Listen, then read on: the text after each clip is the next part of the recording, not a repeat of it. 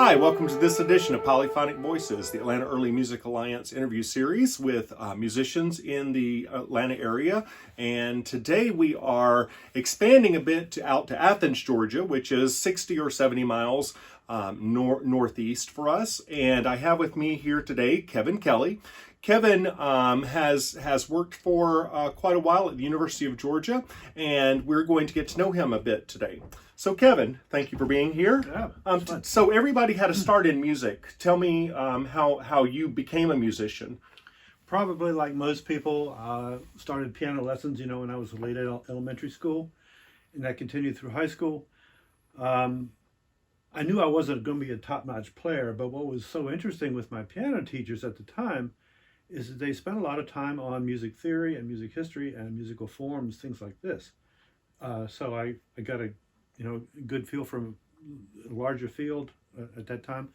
I also started getting very interested in piano four-hand literature, in addition to the solo rep. And then I started arranging orchestral works for four hands. So that got me into the whole transposition issues, and Okay. and that plays into my later career in music.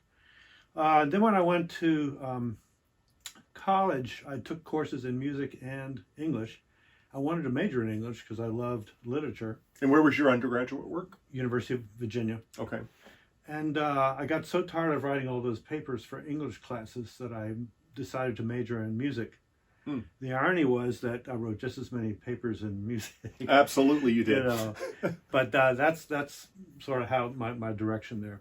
Okay. And when you were coming up through school and you start piano lessons, how old were you when you started piano? Fifth grade maybe. Okay. And did you participate in school music programs, chorus or orchestra? No, I didn't. Okay. We really didn't because our band was the big thing in our rural high school. Okay, So pretty typical. Yeah. Okay. And with your forehand playing, was that mostly your piano teacher? Did you have another My piano? brother. Oh, your brother. Yeah. Okay. How different are you two in age? 4 years. Okay. So basically peers. Right. Okay. And I realized too that I enjoyed playing with people more than I did myself. Okay.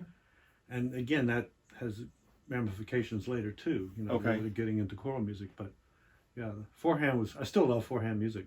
Oh wow, it's great. Yeah, I have a couple of friends who do that. It's amazing to me. But so when you were in Virginia studying, what were your college courses like that sort of helped mold you into who you became? What did you take there in music? Well, let's see. Of course, history courses. My interest in music history and theory. Probably instrumentation would be one of my. Oh, I loved that too. Not my favorite course. It was only a one semester course, Yeah. but what I learned from there was, again, had great ramifications for later with my church work, and also conducting. Okay. Because I was doing a lot of arranging and some composing, and I realized that the only way this was going to get performed was for me to actually have to lead it. Okay. And then, of course, it's a very sort of self-serving kind of function. And then I realized a larger picture here. Now I can start bringing other music, not just my own, to people as a conductor. Okay. And I would say to anybody, it's probably the most, for my kind of what I do with music, it's probably the best thing I ever took. So did you spend a lot of time putting together chamber groups in college? And No, I played in a little Baroque trio or Okay. something, but no, it was really after college, or graduate school and after college. So Okay. I did this more. Yeah. So in the Baroque trio, were you a recorder player? No, harpsichord. Harpsichord. Okay. Wow. Did you ever have any specific harpsichord instruction, or you just learned as a No. piano player? It was a small one, nothing, we Okay. would just go do these little parties, receptions, and so on. Okay. Wow. I love it. Yeah. So at what point did you learn how to play recorder? Because I know you play recorder some. Well, growing up, my sister and brother, we all played recorder and got together with some friends and, Okay. got the simple plastic things and played a lot there. Okay. I'm not sure why or how, but maybe it was the friends who were playing, that's what it was. They were playing already, and they said, hey, would you want to join? Of course, we we had to learn how to play. Absolutely, yeah. But that's where it got started. And So you played the harpsichord. You learned to play recorder at an early age. You were composing. So how would you say that this this influence of early music, Renaissance and Baroque music, how did that impact your composition? my composition, Yeah. probably not much. Okay. I mean, did you have you always considered yourself more an arranger? An arranger. So Yes. composing. Did you ever dabble in composing? Oh, I've done composing, but Okay. I just realized that I'm much better at arranging. Okay. Yeah, I mean, Okay. I see the weaknesses in a composition, but the arranging is, I feel Okay. very confident about. Yeah. Okay. And when you're doing arranging, do you arrange whatever, like whatever comes to mind? Right Is now, it's what's needed. Okay. If I want a piece for our choir to sing, and it's not published, or what's published is not very good, or Okay. okay. So I do a lot of things where I crank out, or I have a friend in the choir who wants to sing a certain song, and then his friend wants to sing with him. Well, make a Okay. duet. So you have the ability to customize music Yes. for the groups Yes. you work with. And the ranges of their voices and so on. As their voices get older and they, the range, shrinks, and all, I have to work with how to Okay. make those adjustments. Yeah. Okay. So I know you direct the Athens Chamber Singers. Mhm. Tell us a little bit about that group. Okay, it's been in existence since 1979. I came aboard as a director in 1994, Okay. so I've been with them a while. When I first took over, they had about 12 in the group, and now we're about 22. Okay. So I got membership up. We also established a non-profit status for the group, which was one of my goals. And my goal was, at the time they were sort of doing the magical kind of repertoire, Mm-hmm. and with a few show tunes at the end, to keep the audience happy. Okay. And I really have expanded the repertoire a lot.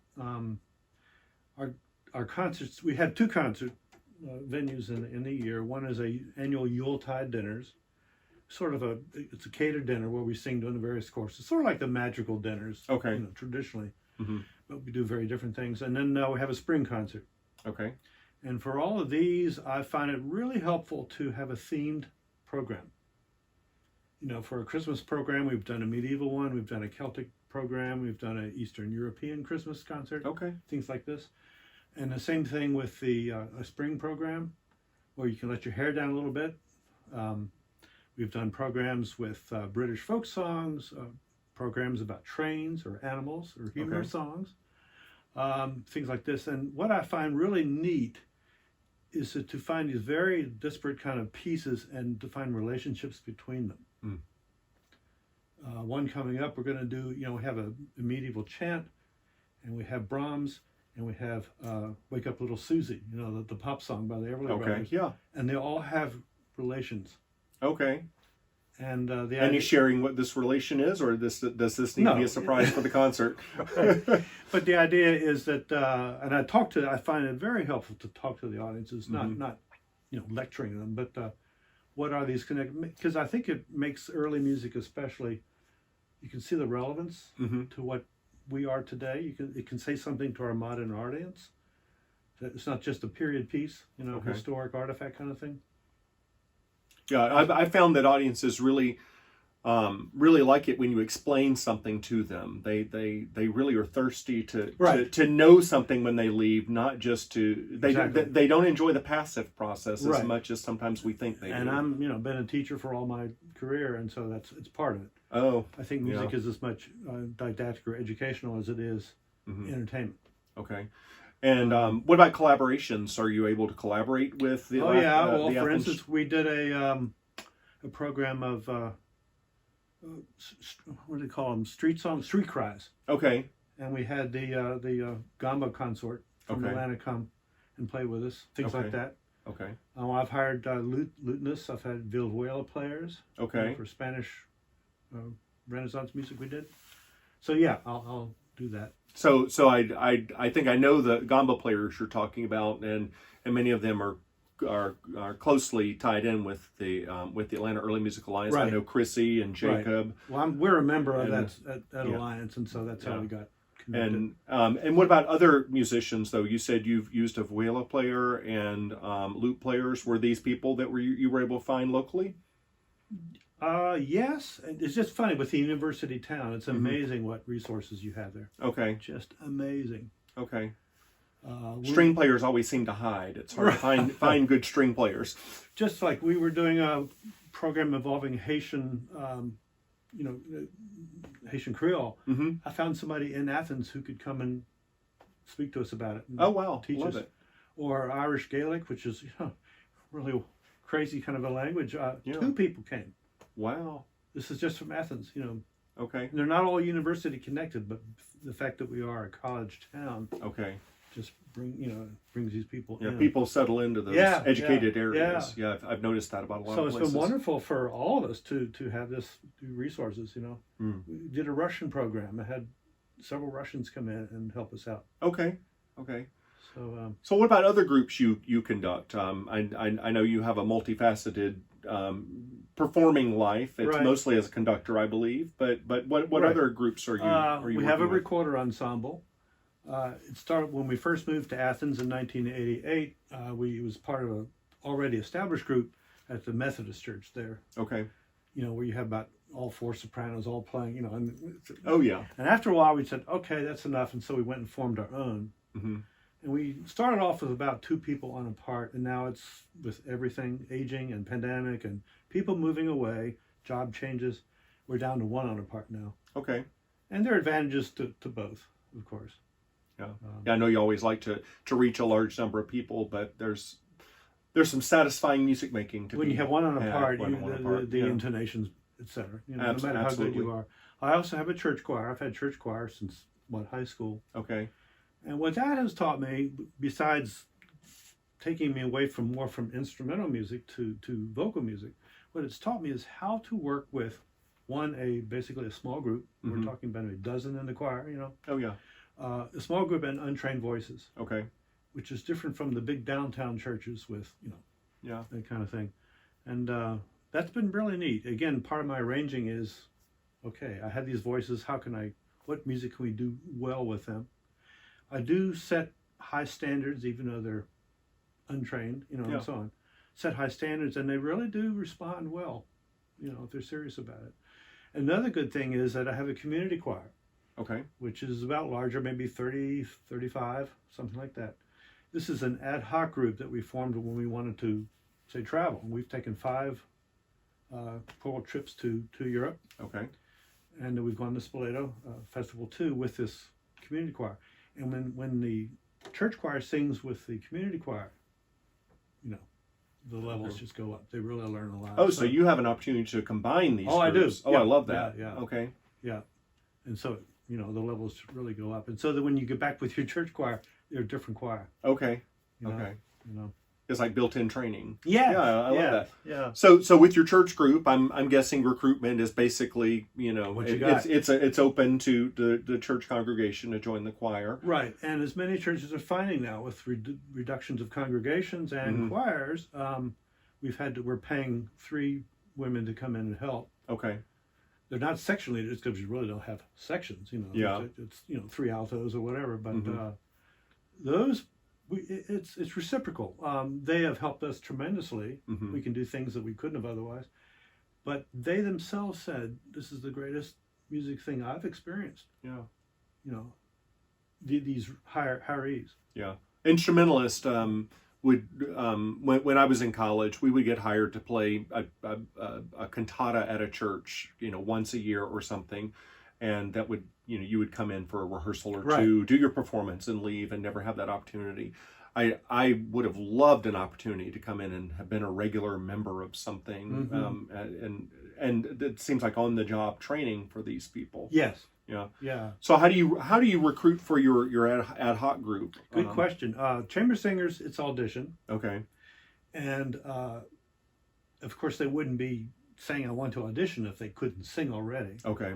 So I expect that, and I have a certain, like about half a dozen pieces that I've picked out that they sing and, or sing part of. And you can tell a lot. Actually, the first thing we do is go up the scale just to warm up a little bit. And I can usually say you're in or not by the scale. Yeah. the breath support, where it breaks and so on. It's amazing what you find out just with that. But then they'll sing different things, even something like Silent Night. I have them sing that melody. That's a hard little tune to do, especially when it goes up at the end, and then how their sight reading is. You have to think several things. One, what's the quality of their voice? Can they hit intonations and breath support and all that? How this voice, while it may be very good, how it can fit into a small ensemble. Okay. Which is different from Oh yeah. the big ones. And the third thing is personality. I'm pretty good at having an intuitive feeling about people just within a short time. And in a 20-minute audition, I've had some people say this personality won't work with the group. Yeah. Even though they can be an excellent singer. Mm. And I've rejected some people, and of course I could be wrong. But I've had some people, you just know they have those chips on their shoulders, Yeah. Or Well, you've got to be able to accomplish things in a finite amount of time. So well, there's that, but it's also how you relate, and I think Yeah. a choir that eats well together, sings well, sings well Okay. together. That kind of, that whole thing. Okay. So that's part of the audition. And we just chat a little bit, with eye contact, and do they smile? Okay. And how frequently do you have people audition for the group? Do you open up auditions once a year? No, or it's something? just like, Or there's an opening in the alto exactly. section. Okay. We've had a desperate shortage of tenors Okay. lately, and probably everybody has. Yeah. Sounds like And perpetual problem. and so I've got recommendations from local voice teachers. Okay. And this one particular has sent us some very good singers, Okay. So and the church choir is what it is, as you say. We do hire a few now. And recorders, well, we don't take beginners. I mean, we were beginners ourselves, as I told Absolutely. you when we started. But with our small group now, I wouldn't take a beginner because then we just all have to, Yeah. Always backing up. Yeah. So do you have a way to or is there any outlet for someone who's more of a beginner instrumentalist in the Athens area? Our recorder group is it. Yeah. Yeah. It's a good question. Yeah. And there might be people who, if they knew about it, would be part of a group. Yeah. But I'm not going to do it. Yeah, and it's understandable. It's, I guess, my soapbox is always, there are ways for people to be musicians. However, it's hard to find a way to start the journey. Yes. Because if you don't have any experience, you don't know what steps to take Right. next. And Exactly. it's a problem in the early music And world. having the instruments. Yeah. You're not going to invest in expensive whatever it is until you. How about parents with kids? Would you want to study clarinet? Well, Yeah. I'm not going to go out and buy a clarinet. I don't know. You can buy rental instruments or something, or get them, but I don't know. And especially in early music, which is a little more esoteric. Yeah. And there's a lot of other knowledge that has to go along with it. Like, I mean, just historical knowledge that has to accompany it. And Yes. And I personally, I sense there may be a movement for recorders specifically, for there to start being more recorder players who aren't so interested in early music. I'm interested to see how this pans out. I'm starting to see a little bit of discussion online about people who have been questioning, well, why do I have to be so interested in early music? What if I like pop music and to play the recorder? So I'm interested to see where this is headed. I think in a couple of years we might see if anything happened with that. It's changed from those early years of the 20th century when in Britain, I think, when the recorder started its renaissance. Mm-hmm. Am I right? Very different kind of repertoire. But with our own recorder group, I do most of the arranging. Okay. I mean, we play some of the traditional stuff, but I find, and Chrissy was in our group for some time, and she made the interesting remark that we do mostly Baroque music, not Renaissance. Yeah. And when I do Baroque, it's not the stuff that they wrote for recorder. It's like Pachelbel organ fugues, Okay. which make marvelous pieces for Absolutely. absolutely, or the Bach-well tempered. Mm-hmm. What I hear in the voice leading when you have one on a part playing it as opposed to a keyboard, it really comes alive. It brings out the melodies in Yeah. a very different way. And I do a lot of arranging of folk songs, Mm-hmm. which are great. I do some jazz. So Okay. yeah, it's the recorder has many more possibilities than What's your favorite musical style though? If you could just sit down for recorder, yeah, for playing. In terms of quantity, Baroque. you like Baroque, okay, Mm-hmm. And it's the ranging. It's not that the Baroque composers wrote so much, okay, or they did, but maybe it was in a larger ensemble with strings or something. No, I'm talking about, like I said, quartet kind of okay, house music, But Telemann and Pachelbel and all those guys, you know, have wonderful stuff that translates well to recorders. Yeah, 4-part absolutely. wind music, Yeah, I've taught some classes in taking organ scores and playing organ scores as recorder quartets and quintets and such, and the music is great. It's You get into later organ music, it's not, because it's more, the Yeah. oomph, the big stuff. But no, it's and it also depends on a lot of different stops in order to make oh it yeah, work too. right. But that's a great. Yeah. What about with choirs? When people join your choirs, they're probably expecting to do a wide array of repertoire. It sounds like. But is there a place that you sort of use as your training ground? Like, do you work on Renaissance motets or something as your training ground? Training for the choir? Yeah. No, again, I bring the same approach to the choir as I do the the other groups. We do the traditional, the anthemy kind of stuff that one hears, the generic anthems. But I do a lot of work with shape note singing. Okay. Because I'm very interested. My doctorate was in American music, and so I'm very interested in that. And to me, the parallels between this is nothing new to you. The parallels between shape note music and medieval music, the parallel organum and the modality and all that, the way leading tones don't work the same, and the dissonance. And so, and I think using shape note, we don't try to sing shape note music in our choir authentically, meaning we'll send So you don't do the right. I mean, we sing it like a choir sings music.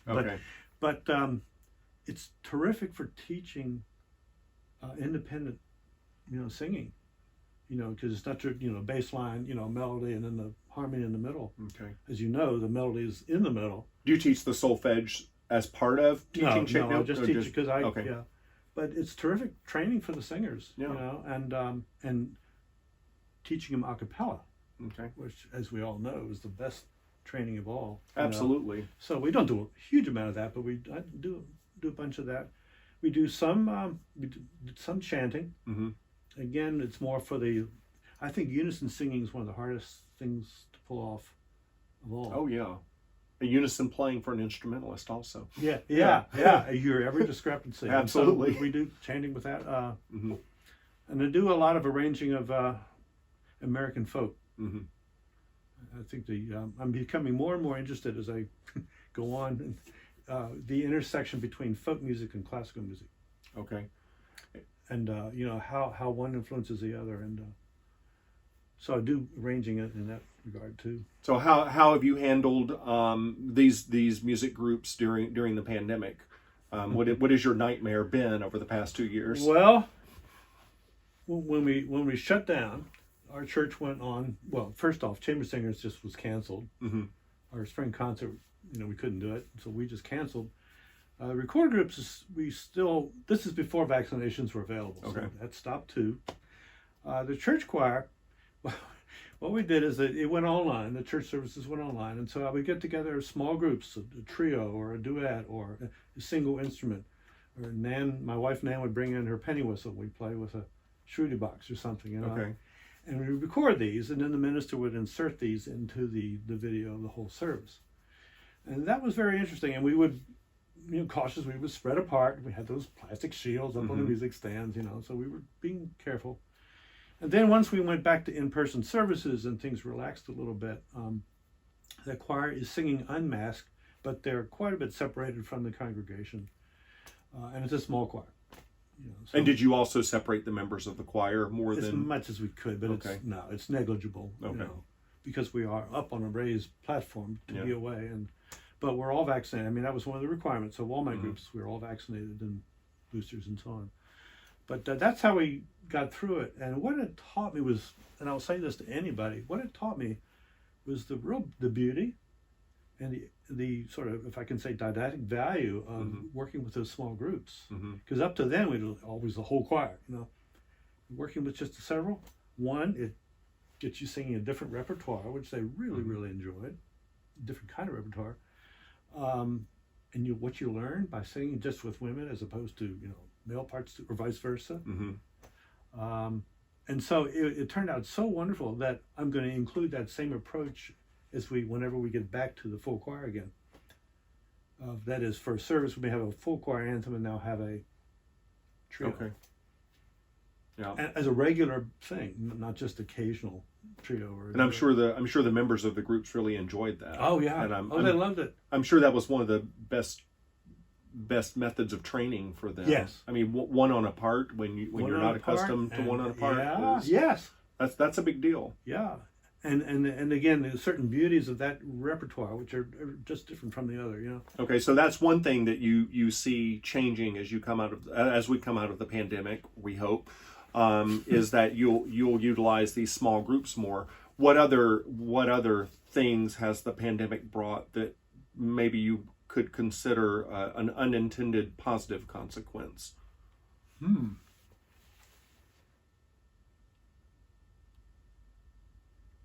There's a lot of negatives. That was probably the most positive. Do you have any? Have you yourself found any? Well, for me, it has less to do with performing and more about teaching. I can give two examples myself.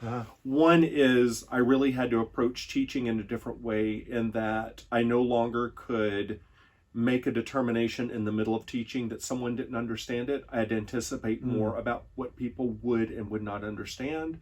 And I had to put a lot more thought into knowledge someone already held. Like what knowledge do you have and what knowledge will you need? So I had to put more thought into that. Whereas in the past, it could happen more organically. You're talking about online, right? Yeah, this is mostly right. because we had to do so much online, sure. And still to some degree, I think maybe we're stuck there. And the other thing it did for me is it helped me understand that I myself could gain more online than I thought I could, because I was able to take a couple of lessons from people that I always dreamed of taking lessons from, right, but could never do it. But it was there all along. It was a little bit like the Wizard of Oz. I always had that at my disposal, but never knew to take advantage of it. So I guess the big aspect of the pandemic that benefited me was utilizing the resources I had, and anything I resisted with technology, I was not allowed to resist anymore, because have you had experience with virtual performances, choirs or instrumental ensembles? So the virtual performances that I've been a part of, I've mostly put together with the group I work with here in Atlanta, Lauda Musicum, and I would prepare a multi-track recording of a few pieces of music, and the members would practice along with those, and then they would record themselves playing their part while they were listening to the ensemble in their ear, and then I would put those multi-track recordings together for a final concert at the end of a little concert cycle. That's mostly what I've done. I haven't done any of those big bells and whistles and frames on the I haven't done that. I put a limit on it. Did you do any virtual performances at all? No, because one, I understand the engineering aspect of it is pretty taxing. You really have to know what you're doing. Maybe the software is getting easier, but I was told you really have to know what you're doing, and I didn't. And I don't have the equipment. And I know really good singers, not here but elsewhere, really, really good singers one alto said she recorded one simple song, one alto part of a simple song, 28 times. So she got it right. And to me, it's just not. It's not. I will say, as a musician, nothing has improved my intonation better than the pandemic, because I would make multi-track recordings and hear how out of tune I was. And I finally had to stop and just do some work in intonation and to approach it a different way. But I think my intonation improved a lot. Okay. So I understand what your alto singer friend is talking about. But you're coming from a different viewpoint. Imagine a typical church choir member, after 5 times, one, they don't want to hear themselves. Yeah. You know, these middle-aged voices or something. Absolutely. But they would just quit in frustration. Mm-hmm. And that's what worries me the most about you're not your typical musician. Correct. Yeah. But your typical musician may quit music. Yeah. If this is what it is. Yeah. You know? And I worry about that. Plus you have to have, all this stuff, and a lot of people don't have it. Yeah. You know, it's to me, it's not a viable substitute. I mean, yeah, and surely nobody could ever think that's a viable substitute. And the choirs I've heard of, not a huge number, but a lot, virtual choirs. Mm-hmm. This process makes them all sound the same. Yeah. Because you don't have the room, one, to blend the voices, so you hear individual voices. There may be good intonation, but you don't have the blend, and somehow the identity, the color of particular choir is lost. Yeah.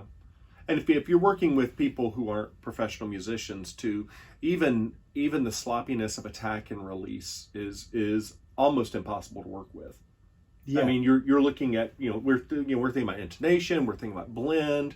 These are really pretty far up on our little hierarchy of what we're achieving as musicians.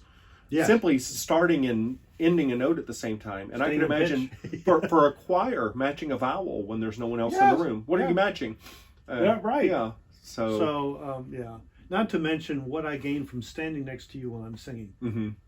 Absolutely. How you feed my psyche and vice versa. You miss absolutely. It, So, well, that's very interesting. I guess for years now, we'll be talking about how did the pandemic affect you, and what helped what helped you improve through it, or what about it helped you improve as a musician.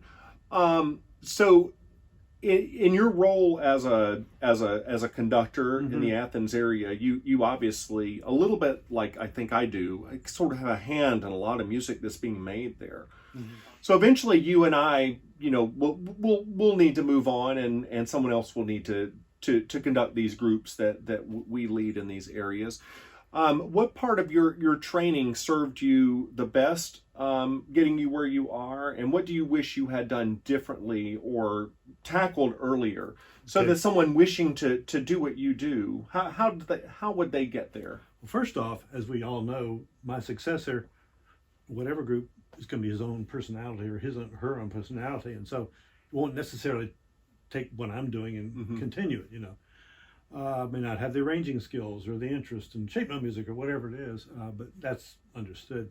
One thing I regret about my past is ear training, my lack thereof. Mm-hmm.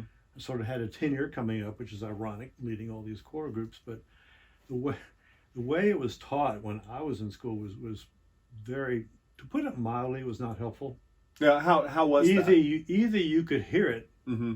You play a tune on the piano and you write it down, melodic dictation, or intervals. Either you hear it or you don't. Mm-hmm. That's the way it was taught.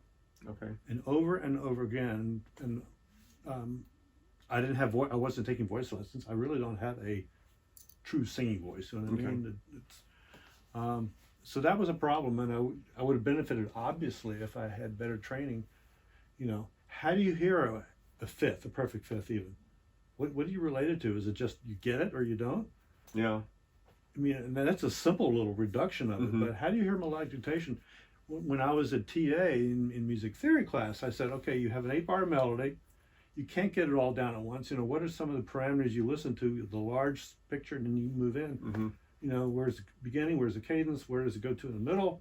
What's the arch? So we broke it down and talked about sort of structural elements, and that, I think, helped. Mm-hmm. It's something I never got. Okay.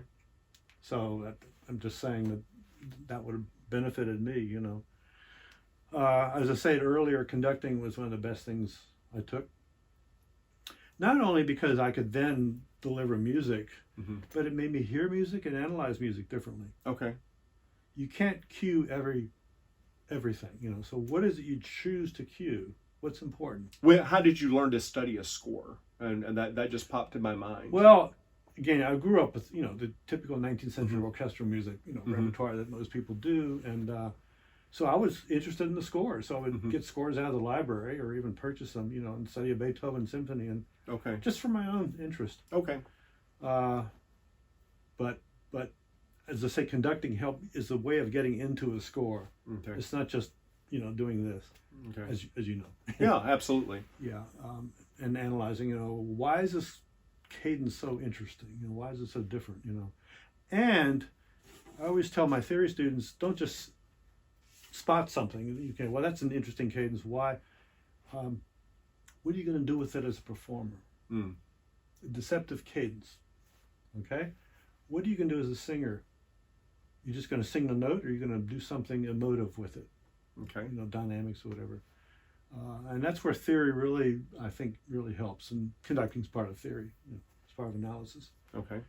Right. And so as performers, I think you really need to benefit from those. Okay. Things. So that's very interesting. Like you, I wish I had better ear training. I wasn't a piano player. I wish I had been a keyboard player. Well, too. I was a piano, and Yeah. I related all my melodic dictations to the piano. It's interesting. Yeah. They would play it, don't ding, and now I could sort of try to relate it to the piano. Yeah. I don't have perfect pitch or anything. Yeah. But I could. That's how I did it. I admire keyboard players because that seems to be a strength among keyboard players to me. Is recognition of intervals. But interesting. One year they're going to do something new. They're going to have this new curriculum where they were, instead of piano all the time, they had a clarinet play the interval, or a violin.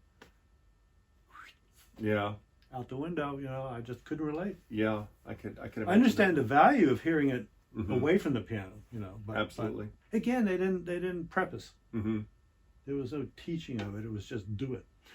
Well, and as so much of our life was, and you have to figure it out in retrospect a lot of times. Yeah, absolutely. I'm as guilty as anyone else of sitting in a class or a session wondering, why am I doing this? How is this going to benefit me? And it might be 2 decades later before I realize what I was really getting out of that polyphony class that didn't seem to serve me much purpose until a certain point when I really appreciated that at least I knew where to go to find the answer. Again, when I was teaching my freshman theory class, there were a lot of vocalists in there. And they were required to take a piano class. And some of them just complained to no end because it was just, to them it was, And I said, you don't realize the value of this. You may get a job as a high school choral director, and you got to sit down at the piano and absolutely play not just the accompaniment, but play the parts. And of course, you tell them that now. Yeah. And then but I said it's so important to have those basic skills. Oh, I think keyboard playing should be strong, more strongly emphasized for everybody. Yeah. Much more strongly emphasized. Well, it was very good chatting with you today, and I'm glad that we got to learn more about you. What's next for your groups in Athens? Do you have hopeful performances coming up where some of our organization members could come hear you? Oh, great! Thank you for asking. Well, I've arranged a large suite, if you want to call it, 45-minute piece of shaker songs. Okay. And I've arranged them for a choir. The shaker songs are monophonic, basically. I've arranged them for choir and harp accompaniment. And 2 years ago, we were going to hopefully take this to Piccolo Spoleto, and that got canceled. We were hoping to take it to this coming spring Piccolo.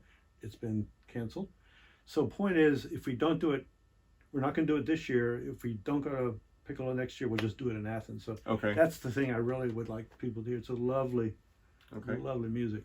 And how do people find out more about your group? You have a website? I have a website, and for the Alliance, I usually send them notices because they ask for upcoming concerts. Yeah. Okay, good. Yeah. Okay, so hopefully folks will look you up and find out more. I know my Baroque group just played a concert in Athens in early December, and I was really surprised at the number of people who were there to hear us perform. Of course, where was that? I'm sorry, I forget. Emmanuel Episcopal Church. Yeah, and the church should promoted it as well. Yeah. So that's where you get your locals anyway. Yeah. Well, I would like to take that as a good sign that people are ready to hear music. Yeah. So yeah, we'll yeah. hope that a lot of folks are just going to get out and hear some music when they get a chance. Yeah, yeah. Okay. Well, Kevin, I look forward to hearing your group soon. Now that I will be out and about and a little more readily available for being a concert attendee, I will Okay. hopefully hear you live soon. Thank you. It's Okay. great. It's wonderful meeting you today, and to our members, I hope you'll get to Athens sometime soon and hear Kevin's groups. And until then, take care and enjoy your musical life. Right. Thank you.